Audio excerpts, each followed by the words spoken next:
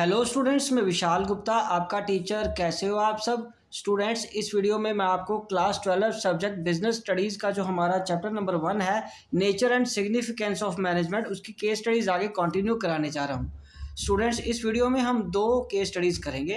तो स्टार्ट करते हैं। Question number 1, Ayushi work as a soft skill trainer in a corporate house. She begins a new session every time by acquainting the trainees with the process which is vital for achieving the goals of the organization efficiently and effectively. She also makes them understand the various primary activities involved in carrying out this process. ठीक है. She emphasizes upon the fact that in the absence of this process, it will be difficult for the employees to attain their personal goals. Moreover, the development of the society will be hampered as a welfare of people is also likely to be overlooked by the organization.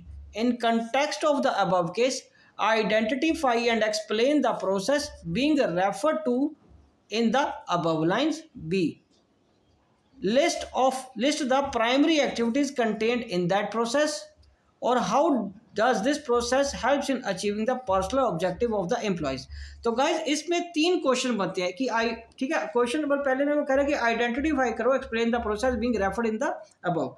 तो इसमें process कौन सा आएगा? Process of management आएगा, because यहाँ पे वो कह रहा है beginning a new session every time by acquainting the trainees with the process with the vital achieving the goals of the organization efficiently and effectively. She also makes them understand the various primary activities involved, जो primary activities involved है carrying out this process, और उसका मतलब वो planning से लेकर controlling तक सारा जा रहा है। तो यहाँ पे पहले का तो आंसर हमें मिल गया, पहले का ये आंसर ए पार्ट का हमें मिल गया। सोल्यूशन में हम लिखेंगे ए पार्ट में द प्रोसेस ऑफ मैनेजमेंट, यहां मैं लिख रहा हूं the process of management is being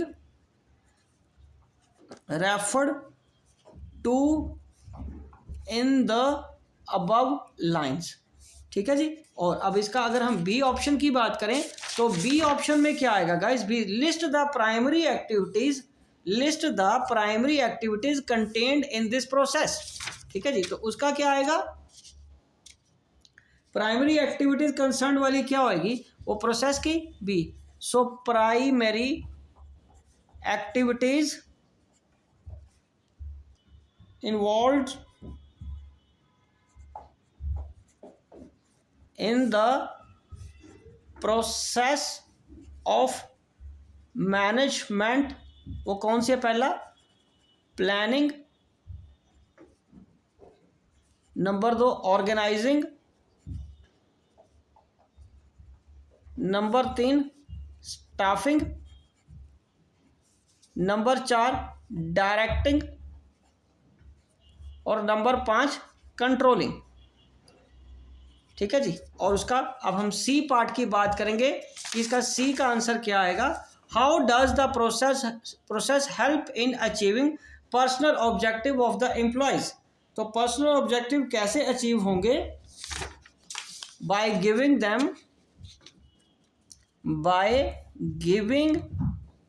them adequate salary, growth prospects या growth opportunities, good working conditions,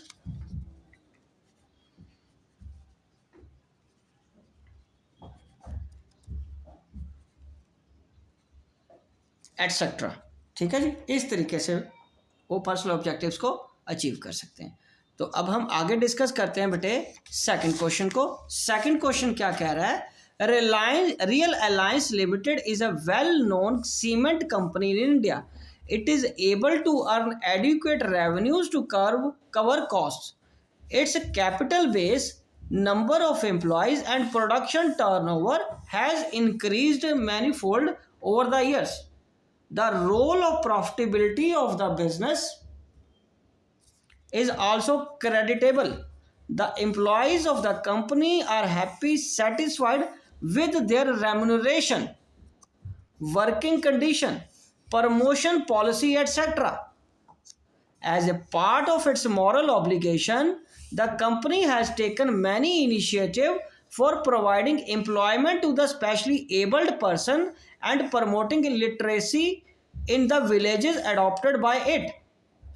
और उसके बाद in the context of the above case, identify and explain the types of objectives of the management. इसमें management के कौन से objectives हैं being fulfilled by the real alliance by quoting above line from the above paragraph.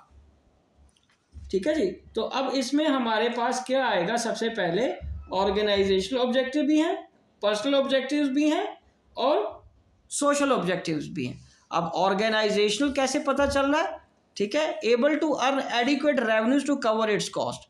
तो ये आपका कौन सा हो गया, organisational, its capital based, number of employees in production, turnover has increase manual, तो ग्रोथ भी हुई है। ठीक है, तो यहाँ पे पहला आएगा, सोल्यूशन में लिखेंगे ऑर्गेनाइजेशनल गोल्स। ठीक है, by quoting lines from the, quoting line का मतलब वो लाइंस आपको बतानी है। It is able to earn adequate, it is able to earn adequate salary. ठीक है जी, और ये वाली लाइन से पता चलता है। तो इसमें आपके आगे फिर वो तीन है, पहला क्या है, सर्वाइवल, दूसरा क्या है, प्रॉफिट, तीसरा क्या है, ग्रोथ। और उसके बाद दूसरे ऑब्जेक्टिव क्या आएंगे, ये आपको बच्चे दिख गया ना, सारा देख लिया ना आपने, ठीक है जी, ओके। तो अब उसके बाद क्या है, दूसरा,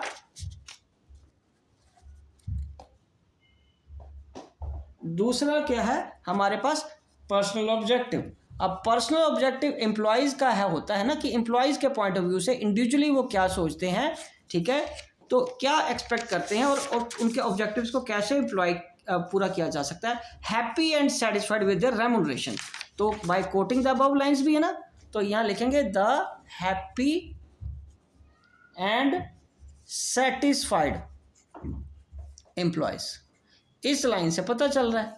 और तीसरा सोशल ऑब्जेक्टिव, सोशल ऑब्जेक्टिव्स कहाँ से पता चल रहा है आपको, सोशल ऑब्जेक्टिव आपको पता चल रहा है moral obligation, the company has taken many initiative for providing employment to specially abled person. ठीक है, तो ये पता चल रहा है by providing employment to the specially abled persons. ठीक है बच्चों, तो ये हमारा आंसर है इस क्वेश्चन का। ओके, तो गाइस इसी के साथ ये क्वेश्चन कंप्लीट होता है और ये वीडियो भी मैं यहीं कंक्लूड करता हूं। आई होप कि आपको अच्छे से समझ आ गया होगा। आप इसी तरह मेरे चैनल को सब्सक्राइब करके वीडियोस देखते रहिए और अपना कोर्स कंप्लीट करते रहिए। Wishing you good luck.